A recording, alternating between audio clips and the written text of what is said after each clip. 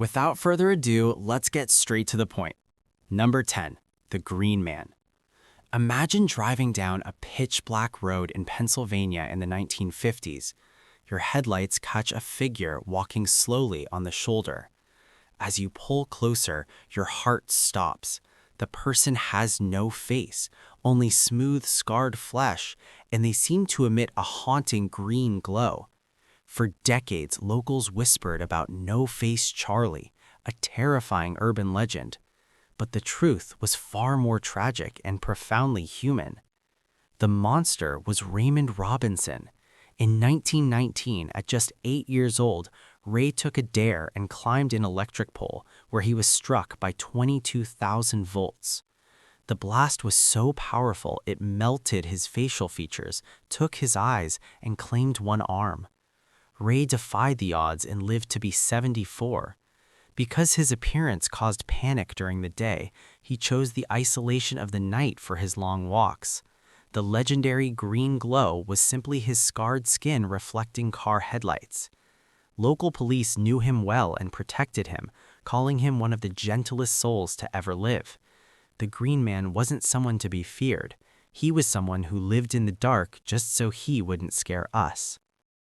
Number 9, the Bunnyman Bridge. Some legends sound too ridiculous to be true, until you open the police files.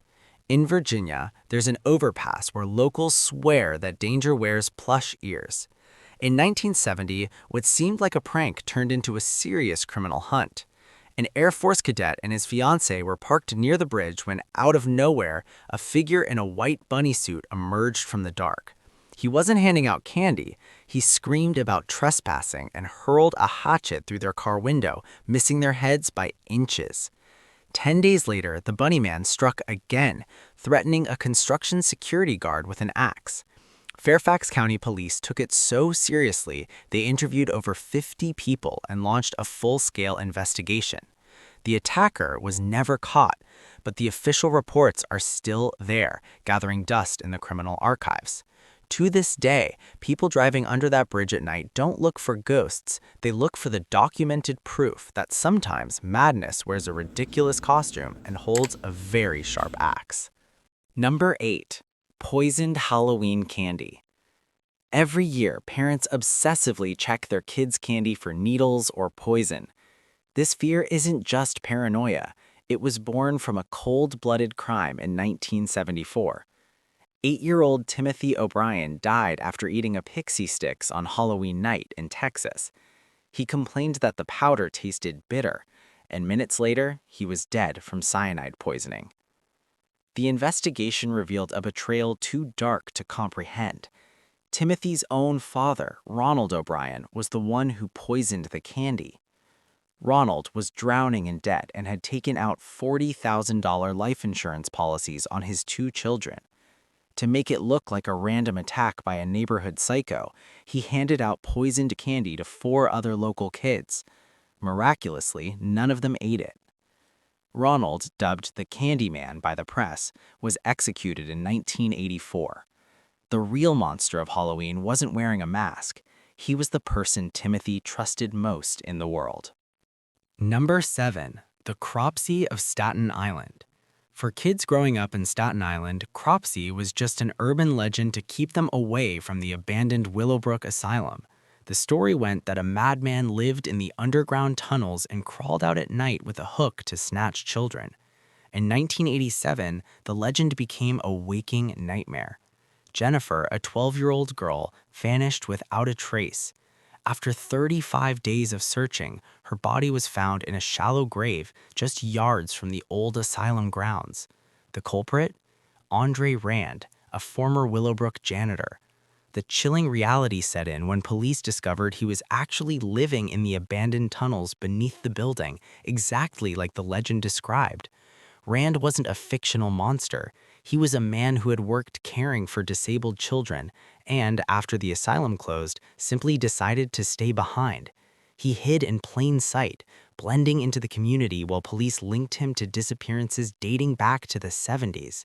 He was sentenced to 25 years to life, but he took his secrets with him.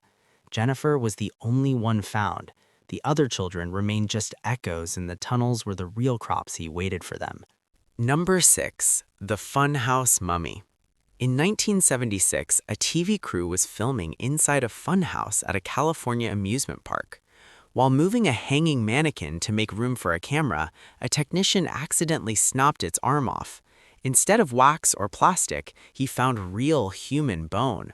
That prop wasn't a mannequin, it was the mummified body of Elmer McCurdy, a train robber who died in 1911 after a botched heist that netted him only $46.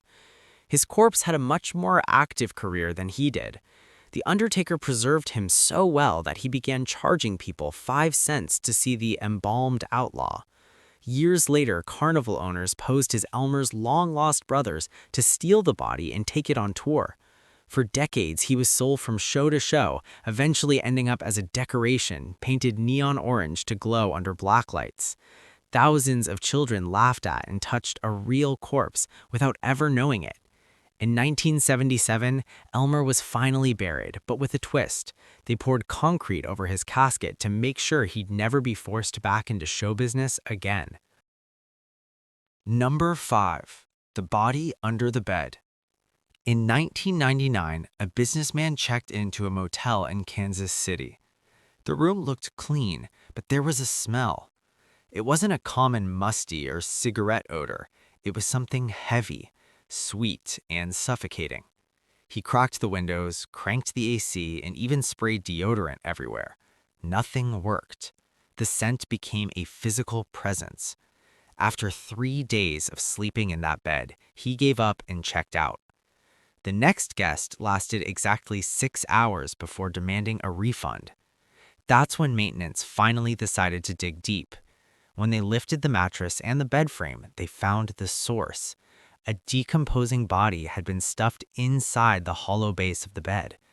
It was a missing person who had been there for nearly a week. The most chilling detail? 7 different guests rented that room and slept on that bed, resting their weight on top of a corpse before anyone bothered to look underneath. Next time your hotel room smells off, don't ask for an air freshener. Ask to see what's under the mattress. Are you enjoying it so far? Then subscribe here to the Yaw Explains channel. Continuing. Number 4. The Watcher House. In 2014, the Broaddus family bought their dream home in Westfield, New Jersey for $1.3 million. But before the first box was even unpacked, the dream turned into a postal nightmare. Anonymous letters began arriving. Do you know what lies within the walls? I have been watching this house for decades. Now it is my turn to watch you. The mysterious writer, signing off as The Watcher, claimed his family had been tracking 657 Boulevard since 1920. Panic set in when the letters started mentioning the couple's children by name and describing interior details that only someone inside the house could know. An investigation revealed the previous owners had also received a chilling note right before they left. The Watcher knew about renovation plans discussed only in private. Terrified, the family never spent a single night in the house. In 2019, they sold it at a $400,000 loss. The Watcher was never identified, and for whoever lives there today, the question remains, who is standing across the street taking notes? Number 3. The Killer in the Backseat. You're driving home late at night. The roads are empty, and there's a truck behind you that won't stop flashing its high beams. You think the driver is just an aggressive jerk, but they keep at it, flashing lights and honking like a maniac every few seconds. Your heart starts racing. What you don't realize is that the driver might be your only guardian angel.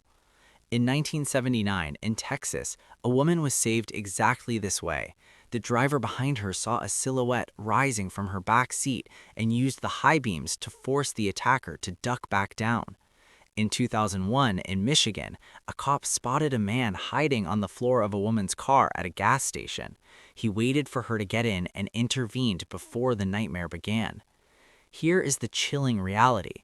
These predators don't jump into moving cars. They slip in while your car is parked and unlocked, and they wait. For hours if they have to. They hide under blankets or on the floorboards, waiting for you to feel safe and isolated in traffic. Your car isn't a fortress. Sometimes it's a trap that you've locked yourself into. Number 2, the poison in the medicine cabinet. Imagine waking up with a simple headache, grabbing a bottle of Tylenol and being dead within hours. In 1982, 12-year-old Mary Kellerman was the first to fall. Within days, 6 more people in Chicago died the exact same way. Panic gripped the nation. An invisible killer was buying bottles of extra-strength Tylenol, taking them home, replacing the medicine with cyanide, and slipping them back onto store shelves. It could have been anyone. Johnson & Johnson issued an unprecedented recall of 31 million bottles in a desperate race to stop the body count. The killer was never caught, but their blood trail changed the world forever. You know that foil seal or plastic wrap you have to rip off every time you open a bottle of pills or food? Those only exist because of this crime.